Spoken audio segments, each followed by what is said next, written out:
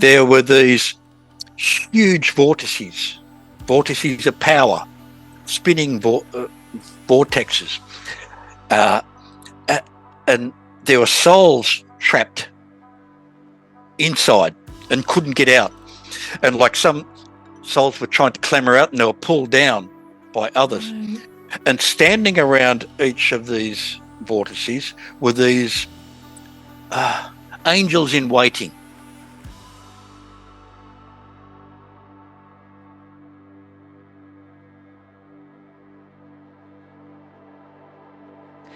Welcome back to Awakened Minds podcast. Today's guest is Steve Paul Chong, author of The Afterlife, a journey to what will happen. So guys, we're going to learn about his book today, and I welcome you all, Stephen Chong. Natalie, good morning. It's really cool to be with you. Really good. Thank you for having me on your program. Yeah, it's a pleasure. I'm really excited to, hear about your journey because he very nicely sent me one of his books in the mail, and I received it and read through it just a little bit. But some of the things in this book was quite amazing, and I cannot wait for you to share your story. So, Stephen, share with the viewers, what happened during your near-death-like experience, because I believed you had a fall and then had some revelations thereafter during recovery. So if you'd like to start from the beginning there. Natalie, I've got to tell you what happened, because when you get over 60 and still think yourself like Superman, you do some really dumb things. And this particular Saturday morning, I'm up cleaning out the gutters in the roof. And where we are, we're very remote. We're surrounded by rainforest, no near neighbours, no one to hear you scream. and the ladder slipped. So I've fallen about 5 metres and hit the hard ground. And this ladder's gone through all these plate glass windows we've got. And there's glass everywhere, like on the ground. And I've hit the ground in a heap, and I couldn't feel anything below my neck. And I remember lying there, and I'm thinking, Stephen, you are in a deal of trouble. I won't use the more descriptive terms, but yes, you're in trouble. But luckily, the gods were to favour, because my wife was here this particular morning. And normally she's out doing things. Right. And she come to my rescue. The interesting part is, though, at that time is not when the revelations occurred. Like I didn't go often to visit the heavenly realms. Yeah, so you didn't have that sort of typical near-death experience, kind of out of body straight away type of thing. Yeah. That's correct. Yeah. What happened is, during my period of rehabilitation, now I'm on a couch for 3 months, good for nothing, could barely move. Oh. And it's all good. I'm all is well now. But I remember lying there, and I had the title of this book going through my head, The Afterlife, a Journey To. And I knew what it was. And just by way of background, with my previous writings and books and things, I'd shut down. Over 60, I said, no, I'm not doing anymore. I'm done. I'm going to start planting vegetables in the garden. Right. So I'd shut down from that process. But I heard the title in my head, and I'm going, oh, no, universe, leave me alone. Go. And for those of you watching, this is the book. Yep, that's it. There you go. Thank you, Natalie. But yeah, the title is going through my head. And eventually, it took me a while to buy in, but I've said, okay, to the universe, you want me to write this thing? Okay, I'm in. Wow. So it was let's call it a burden of choice. I said, okay, I'm in. But the afterlife, what do I know? I know nothing. Right. Just a regular dude. So as soon as I was able, to describe this, it's amazing. As soon as I was able, I sat to the keyboard, and as soon as I did that, I started to see the the pictures, the colours. I heard the music and the dialogue was Wow. so vivid. And like I had no storyboard, I had no inkling of who, what characters, where, or whatever. Mm, But as soon as I sat to write, it was just there. And incredible. honestly, it was like taking dictation. So, this main character, Athar, who, like, I'm seeing first person narrative, I'm seeing through his eyes, and Right. he's taking me on his journey through these heavenly realms. Let me just ask you really quick before you go into the heavenly realms. So you said Afar. That was his name? Athar, Athar. yeah. Do you think it's possible that you were maybe going through a past life, or maybe you even became a what they would typically call a walk-in? So there are some near-death experiences that do have a walk-in, and they call it they sort of take over, and their life is completely changed from there. They're giving guidance, they're helping people through a soul journey, so to speak. Do you think that that could be possibly what happened to you during what you were being shown? Honestly, Natalie, I've pondered on that, Mm, and quite frankly, I don't know. All I can yeah, do is explain to you how, like, the process for me. yeah, Uh, and I say, it was like being him. right, right, And as we were talking off air, the language that in the book is almost yeah, Gothic. It's Old English, and right, that's not me. I don't neither think nor write right. like that.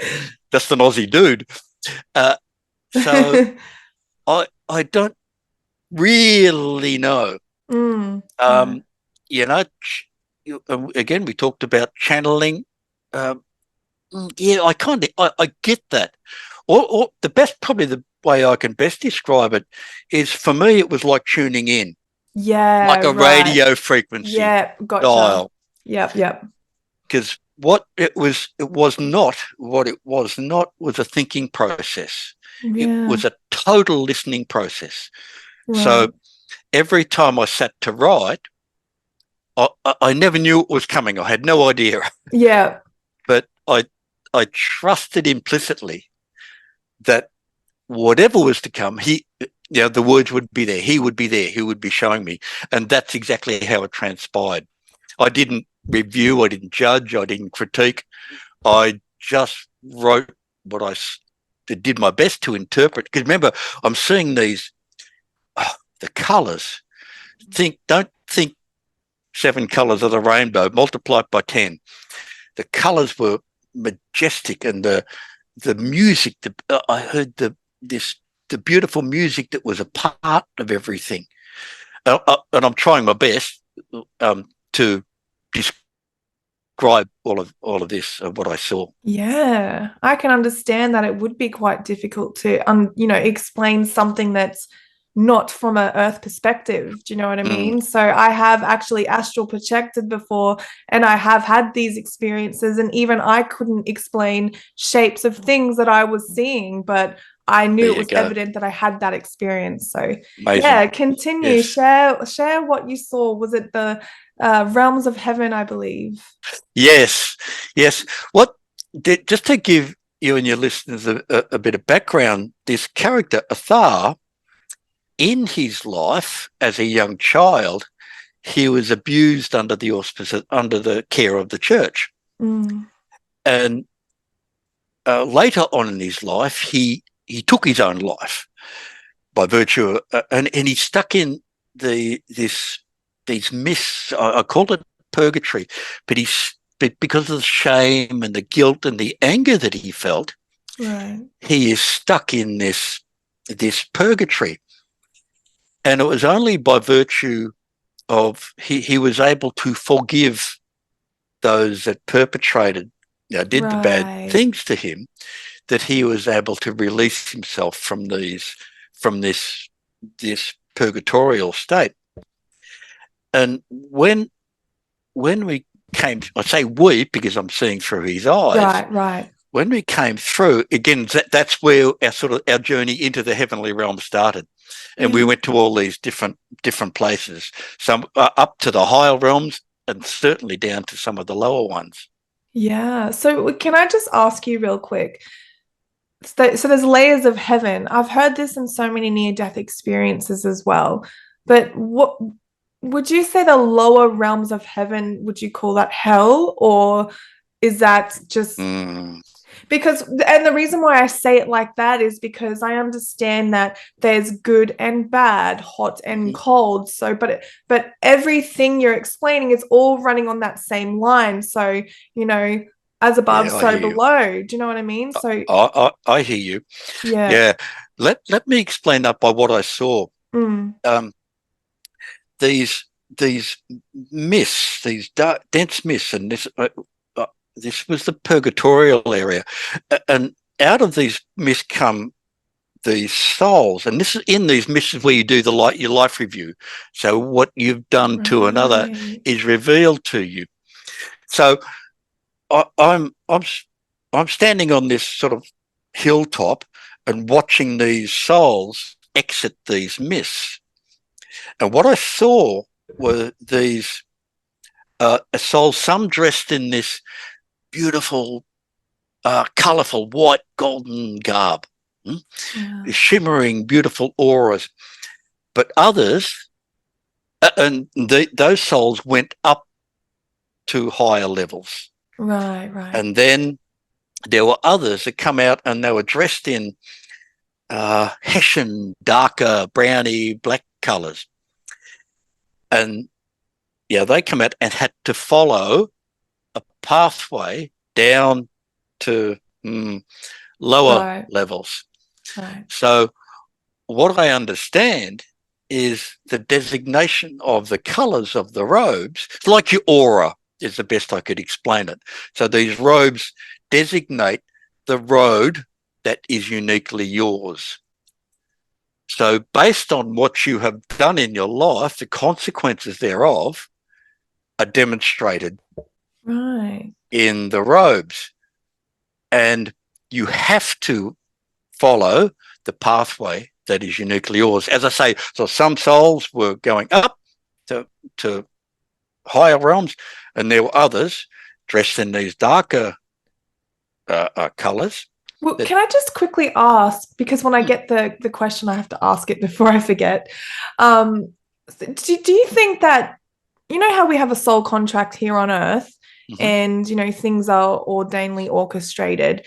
Do you think it's the same for when you do enter into that heavenly realm? Hence, you know, the clothes and the aura and the colors and the destinations is still sort of like a path of your unfinished blueprint, even, Yes.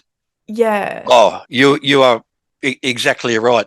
Right. The the one of the many things I learned through this process is that the judgment of heaven is neither vindictive or eternal, but probationary and remedial. So, Right. so one comes out of these myths, Yeah. consequential of the life review. All other souls can see exactly what you need by looking at your robes, so they know how to Wow. serve you. Hmm? Beautiful. That's Yeah, incredible. I just got goosebumps. so there you go. Um, but yes, so but it's not eternal. So that's the judgment of heaven. Mm, Uh, you go down to hellfire for eternity. Doesn't work that way. right. The process is remedial and probationary. So we continue to evolve Right, right. through the heavenly realms if we so choose. Uh, Again, my understanding is that you can stay once in once the cord is broken from and you pass on, and you can stay where you are. The Mm, Heavenly Father loves us unconditionally, whatever we choose. But so you can stay doing what sort of at the level you are, and that's all good.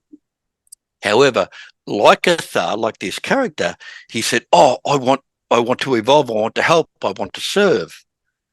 So he went through these various experiences uh, to evolve into the heavenly realms. so when you were in those realms, did you feel anything? when you say that they go up levels, Mm.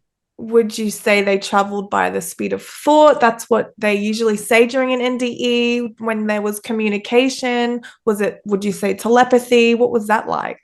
Oh, that's a very interesting question. Uh, and there is no in what I saw in the heavenly realms.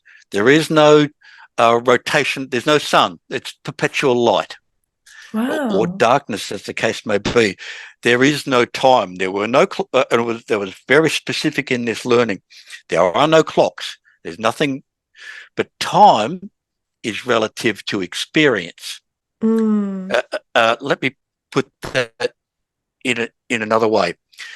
Pick a 5 minute period now, and in that 5 minutes, if you experience the most terrible pain, and anguish in that 5 minute period, that period would travel very slowly because because of this pain you felt that. yeah, right, right. But if you were experience total bliss and harmony and love, that Mm, time would go very quickly. yeah, that's so true. Yeah. Yeah. So time in heaven is relative to experience, not relative to the Wow. turning of the clock. Yeah. I hope I've explained that No, properly. That's a it bit does like an make sense. It really does yeah, make sense because even on the other side, they say it's all love and light. And so to explain it in that way, I've never heard it explained that way before, but it does make total sense. So, yeah. yeah. And travel was the other one, which is really interesting. Travel is by thought. So all yeah, the thought enables the squashing of the distance. So if I wanted to Mm. be near you or with you, for example, it would be a thinking process, not a traveling It process. would be like folding the paper, so to Mm-hmm, speak. mm-hmm. That's Right. exactly what I saw. Yeah, good way to Yeah. describe it. Yeah. Awesome. And so what happened from that point on? You said you saw souls going up into other realms of heaven. Did you get to see those other realms as well or? Oh yes. Oh yes. Um, let me. The first one that comes to mind, Natalie, is place I was taken. Uh, uh, and imagine the Roman Colosseum, Right. in its glory. Think, um, Yeah. Greco-Roman architecture of magnificence, and this Colosseum, this arena, and all these beautiful souls are being summoned. There's a pealing bell in the background, and it's summoning these souls, and like they've filled this arena, and they're all chanting. It's like the Om sound is reverberating around this arena, Wow. and yeah, like I'm an observer to this, and going like far out, I can imagine. and like in the middle of the arena are these repose lounge chairs, recliner chairs, and there are quite a number of them. And into the arena walk these uh, de- decrepit souls, like they're deformed, they've got maladies, and they're sick. Right. And each of these souls have got a guardian angel, a seraph with them, a wee guardian angel. And these seraphim lead their charges to recline, to place them on these lounges. And the lounges kind of enfolded them like wrapped them in a blanket. Wow, it's almost like you call them lounges, but it's like that's not really what they were. It's like you can't really describe what it was that they are, but that's the best description you could give because that's Ah, beautiful. yeah, but hold, because what happened was into the arena walked this magnificent angelic being, white golden robes, and majestic, and he held up his hands, and it was like he was taking the energy from the crowd, Wow. and he was weaving this magnetic ball, like a bad description, like a disco ball, and spinning in his hands. and then from this ball shone this like a laser Right, light right. into each of the souls on the recliners. And then he sort of did that, and then he finished and walked out. And then Wow. each of the souls on the recliners stood up, and they were totally healed, totally, Whoa. totally renewed. That's incredible. Oh, and like I then asked, because I'm with this guide, I'm not on my own, like Mm. seeing through a thousand eyes. I'm with this guide, and I'm just going, like, what is this? Yeah. And he said, sins in heaven imposed by others are not those that need to be borne by the self. So sins in heaven imposed by others are not those that need to be borne by the self. Oh, right, right. Okay. So if I do bad things to you that cause your spirit harm, Mm. like if I maybe a bad example, I sold you some bad drugs or something, and you caused you deformity of spirit or something, Yeah, yeah. you are relieved of those burdens. So Right. you're totally cleansed of those burdens. Me, on the other hand, because I've Mm. caused that to you, I've done this bad thing to you, I would endure the consequences of that. But Right. you are relieved of those burdens. Wow. Amazing. It's just, I couldn't have made this up, Natalie, in 100 years. Yeah, I'm just trying That's to what I wrap saw. my head around the souls around the Colosseum and the colors and the light, and I'm just trying to wrap my head around what that would mean as well. It's yeah, that's beautiful. It's amazing. But that was that I called it the healing arena, because that's Yeah. kind of what it was. But yeah, the key message for me was to know that uh, that those sins and sins that are imposed on you by others that have caused you harm, not your fault, not of Mm. your intent, you are relieved of those. It's And sort of it reminds me of the life review, which you did mention a little bit earlier. mm, Whatever you do to harm others on earth, when you do have that life review, you'll see how you affected that person, but how it made you feel. But now that you get to see it from their point of view, you can mm-mm, feel their pain and everything else that you've correct. done. Yeah. Yes, yeah. One of the laws, one of the main laws that I understand from this writing is what you have caused to affect in others is what declares your place in heaven. Right. So what I do to you, because we're all one in spirit. So That's right. what you do to one, you do to yourself. Yeah. Yeah. So what you have caused to affect in another declares your place in heaven. So if I've done good to you and to others, well, that maybe, I guess, give me some brownie points. But That's right. if I've caused you harm or hurt you with intent, well, I'm pretty sure that's a different matter. Yeah. And you know what? I'll add to that. So, since I've been learning about these near-death experiences, it's almost as if I don't need to have a life review as someone who goes onto the other side. I can have my life review now that I understand this information, and I can see how I affect others, and I can see how I think in my own mind. How do I feel about myself? How do I talk to myself? Do you know what I mean? So these experiences have also changed my life. Oh, Yeah. absolutely. And I've got to tell you, I think you've hit the nail right on the head, Yeah. because the real benefit of these experiences that we've had, not they don't just give us knowledge of the hereafter, which is kind of cool, to know what's coming, but more particularly to apply what we know now to our life. Right, that's Make it. our life a better place for the ones we love, for our kin, our children, our family, or our community, our wider audience, whatever. That's the real key to make Mm. life now a better place, which declares our place in the heavenly realms. Right. And is there anything else that you've seen after this experience?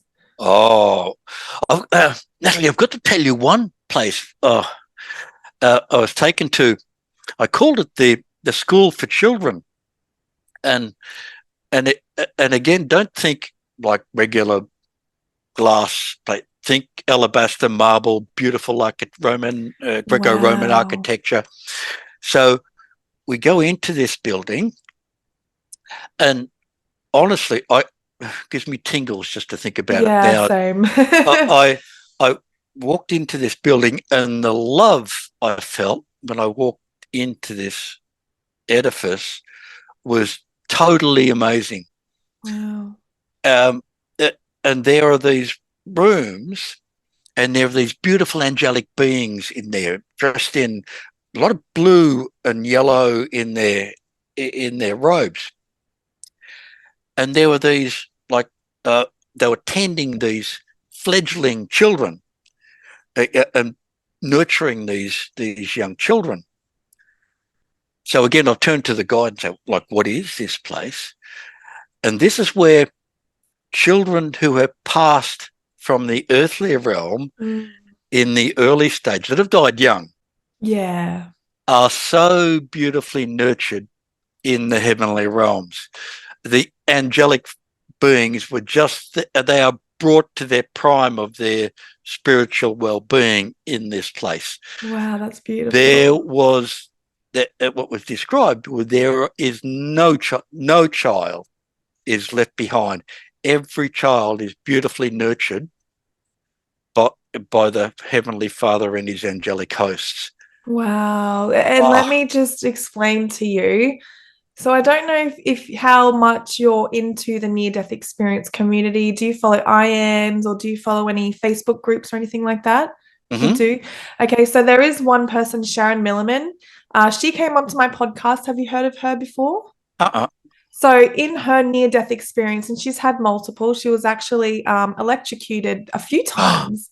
Gee, So she saw alabaster, the Roman Colosseum, the buildings, gold. But there you more go. importantly, she saw that exact place that you're telling me about right now, where the Is that children, right? yes, Oh, she did. I've got full-blown goosebumps. oh, Oh so have my I. goodness. But she explained heaven, she explained the colors like you did, the music, she wrote a book about it.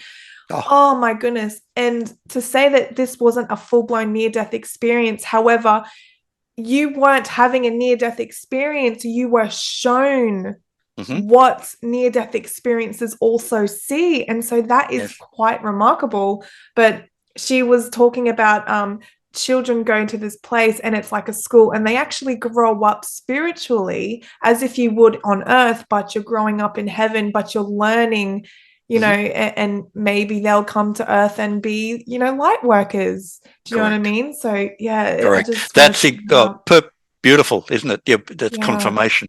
But yes, exactly. yeah, it was interesting because again, when I say all children, that's exactly what I meant. Because even if the bond between the parent and the child was somewhat fractious, Mm, the Heavenly Father so nurtures that child wow, to that's their beautiful. spiritual prime. Yeah, and I just have the thought that, maybe that child that did have that fractured relationship with their parent who is now healing on the other side, when they come back and reincarnate, they may be someone who works for child services, let's say. Do you know what I Could mean? be. So, there's probably a reason for everything that happens. And, also I'm told by many near-death experiences that everybody has a blueprint. And whether someone who's a mother who's watching this right now may have suffered a miscarriage or, you may have had an abortion, whatever it is, there's no judgment here. But they also have their own soul contract. And, Mm-hmm. I've also learnt from pre-birth experiences. Christian Sundberg, he's been on my podcast before as well. And he talks about having pre-birth memories and before he did come here to this now Mm. point in time, he remembers incarnating as a child, but he actually aborted himself in his mother's womb and it affected hundreds of people, and he Mm. went back to the other side and then remembered that moment before now coming here, Oh, and talks about it. It's absolutely incredible. So there's ha- always a purpose. Yes. Oh, absolutely. And Mm, that what I've learned is, you were, no need to fear. You are never absent the Father's love and right, grace. He's always there. So, right. we need to connect in with that. Yeah. Yeah, and one important question I forgot to ask you earlier about the lower realms of heaven is that, they do say, and I'm not comparing, but they do say that it's like a mind construct. We don't go necessarily to hell because we've been sent there. It's more so we go there based on our own thoughts and where we feel we deserve to go. Ah, you've hit the nail right on the head. Yeah. Let me give you a description of what I saw.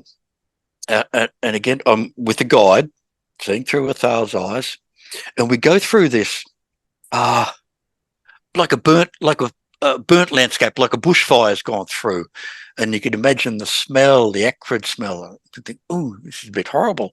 So we walk Right. through this place, and there's this huge portal. We open the door, and like I can still see it vividly in my mind now. Yeah. There were these huge vortices of power, spinning vortexes, uh, and there were souls trapped inside and couldn't get out. And like some souls were trying to clamber out and they were pulled down by others. Right. And standing around each of these vortices were these uh, angels in waiting, like they're just standing there Right. waiting. And like I turned to my guide and said, like, oh, this is a horrible place. What is this place? And what was described was, this is not God's judgment. This is not hell, so to speak.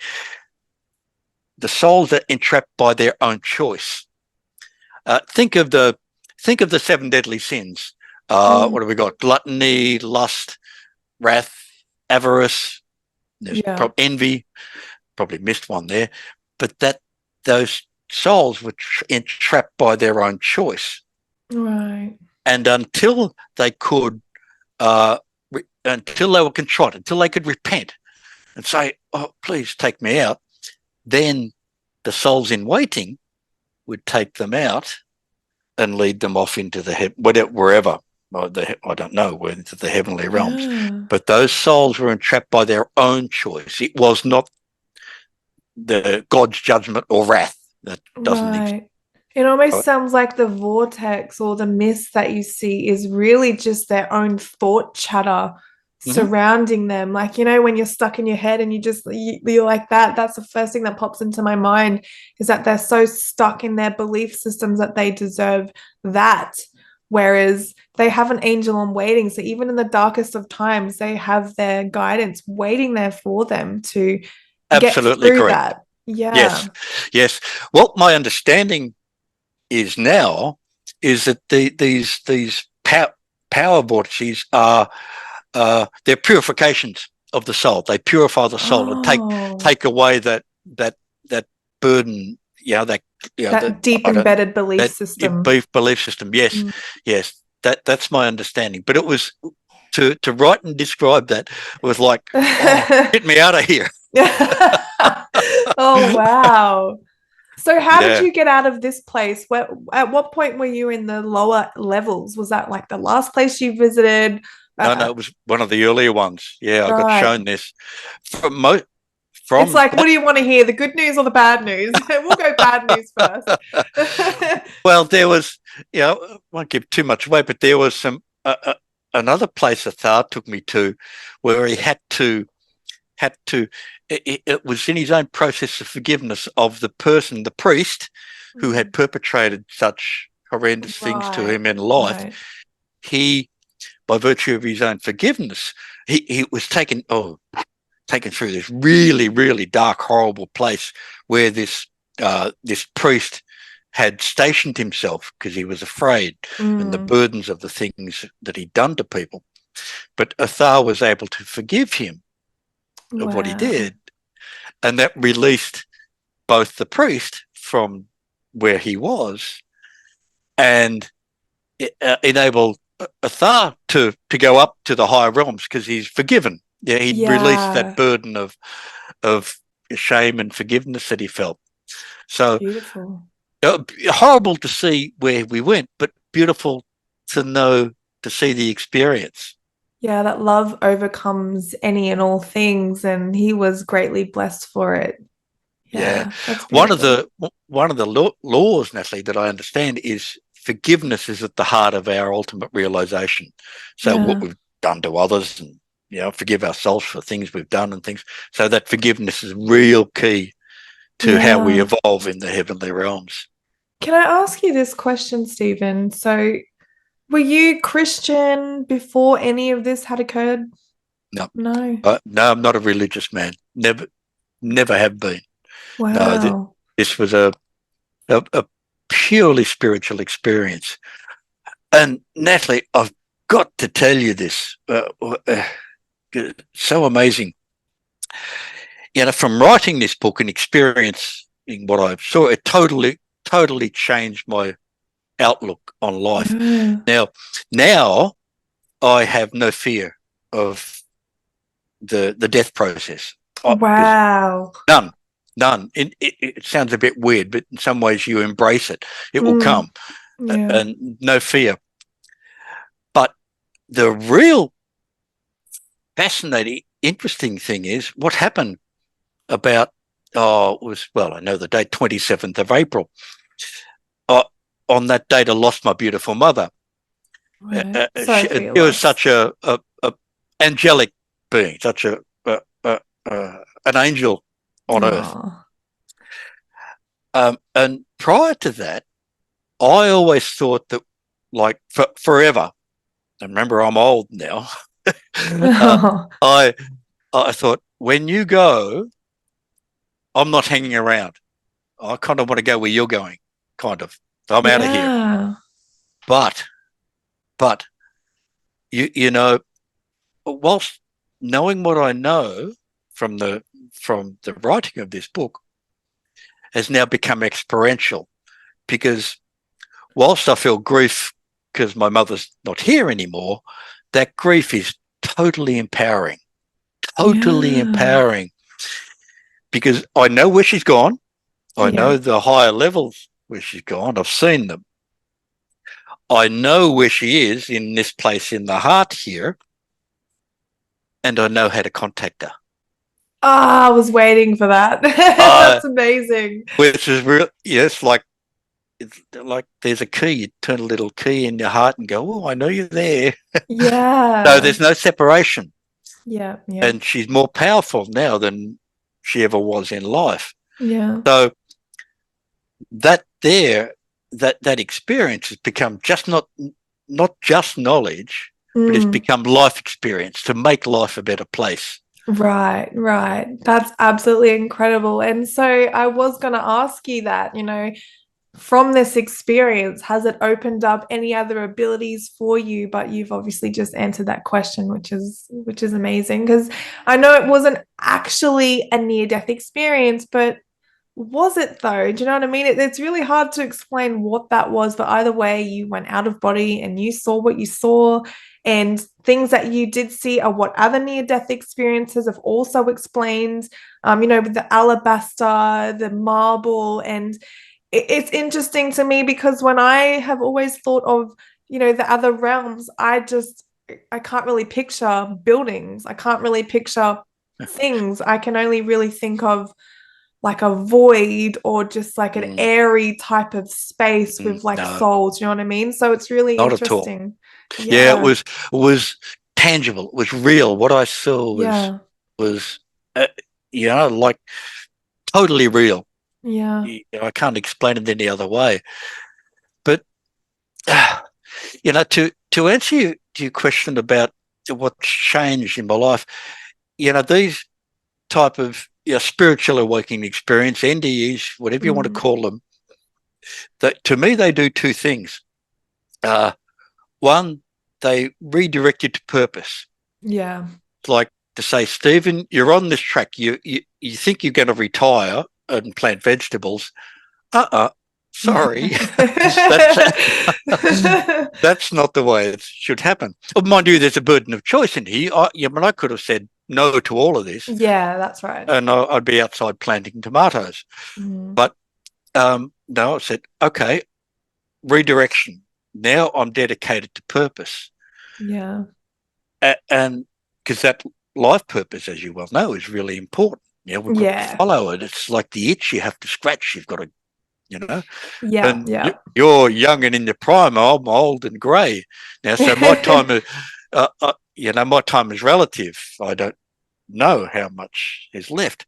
So that Mm. to me, that means I've got to get on with things. Yeah, yeah, there's no messing around here. You've No, got a you can't short mess time, you know what I around. mean? Yeah, yeah, Yeah, yeah, that's right. That's incredible. yeah. But the other thing that these experiences do is that they imbue you with what I call a superpower, a skill that you didn't know you had, Mm, a talent, an ability that was latent. It's like, yeah. Stephen, you've had this experience, redirect it to purpose, and trust me, I'm going to give you things that you never knew you had, Yeah. like the afterlife and all the things that I've written about. What did I know before? I knew Yeah, nothing. right. That's absolutely But incredible. that's really what to me, what those experiences are there for. And see, a part of that to me is because when we're born into this 3D reality, we're we're trained in a way that is to only use your left brain, don't use your creative mind.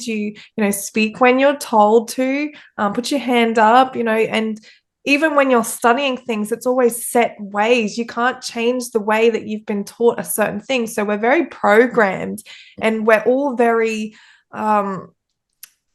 like group construct. Everybody learns the same thing and does the same thing. So when you do have these near death experiences, you're scattered away from that mind construct. And so Mm-hmm. the natural you that you came here to be is now opened and unlocked. And so, people say that this is all supernatural, but to me, supernatural just means really, really natural. And so when you're Yeah, having these aha moments and these dreams and these visions, visitations, that is just who we are, because we are spirit and we come here to have this human experience. So you could say, well, we're human, but then I argue, well, no, when we die, we go to the other side. So therefore, we are fully spirit having just this experience. So, yes, you know what I mean? yes. Yeah. Yeah, absolutely.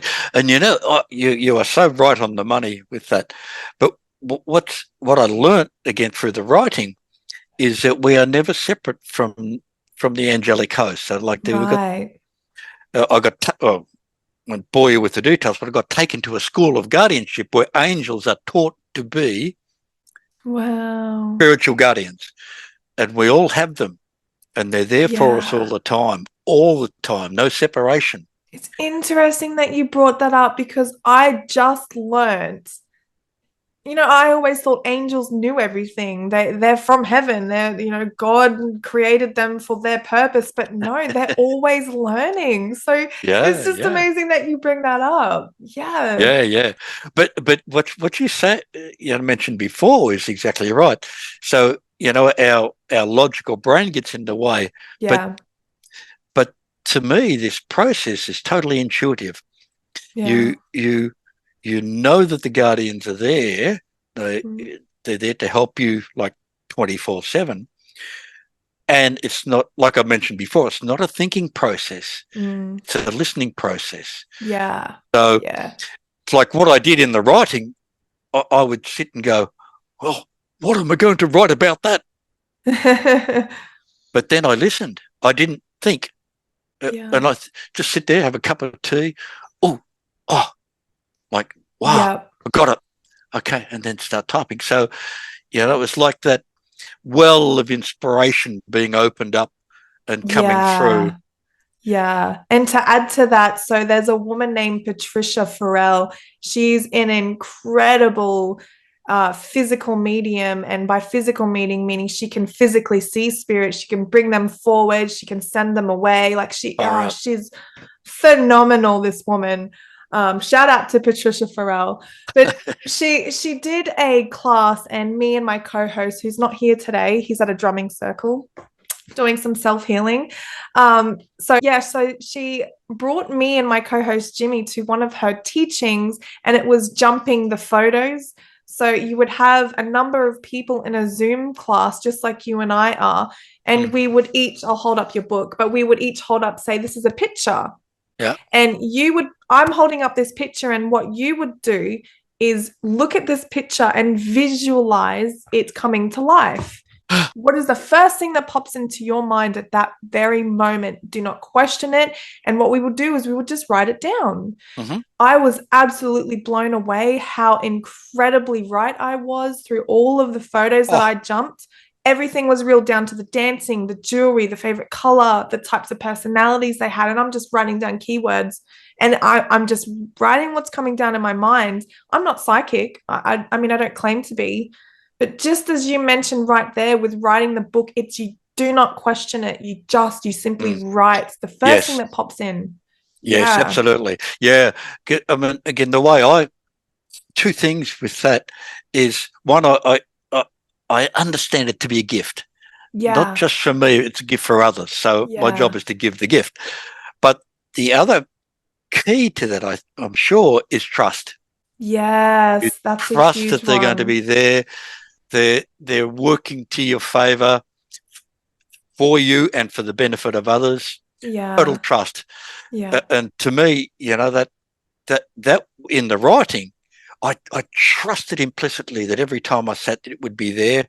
Yeah. And like I would write things, and when I'd finish, I'd go, far out. I know, I'm reading this going, is this even you, Stephen? This isn't you. I absolutely love it. It's incredible. Yeah. It was an amazing process. Yeah. Well, look, Stephen, I think, we'll just have to end it at that, because I've heard so much incredible stories of what you've experienced, and I'm honestly at a loss of what else to ask, because it was too mind-blowing for me. I just think it was absolutely incredible. But I do have to ask you this one question. What is one positive message you can leave with the viewers watching today as a takeaway from your experience? Fear not, you were never without the love of the Father. Don't fear. Just do. We each have a divine purpose to fulfill, everyone, without exception. And to me, to break through the barriers that say, I'm not good enough, or I can't do it, it's just little old me, I'm just whatever. Think bold, think grand. You're a beautiful being, a teardrop from the eye of the Father. And let us manifest that. Oh, you're going to make me cry. That was beautiful. Thank you so much for that beautiful message. And also, one last thing, where can the viewers find your book? And also, if you would like them to reach out to you, would you like me to link your Facebook page? Do you have a website? Let the viewers know where they can find you. Yeah, cheers, Natalie. All good book depositories, Natalie, Amazon, Barnes & Noble, Fish Pond, I think, in Australia. They've all got the book. Awesome. Or just, if people want to contact me just via the website, there's one of those email-y things on there. Awesome. I'll link them in the description box below as well. Yeah, cheers. Yeah, that's the best way. Awesome.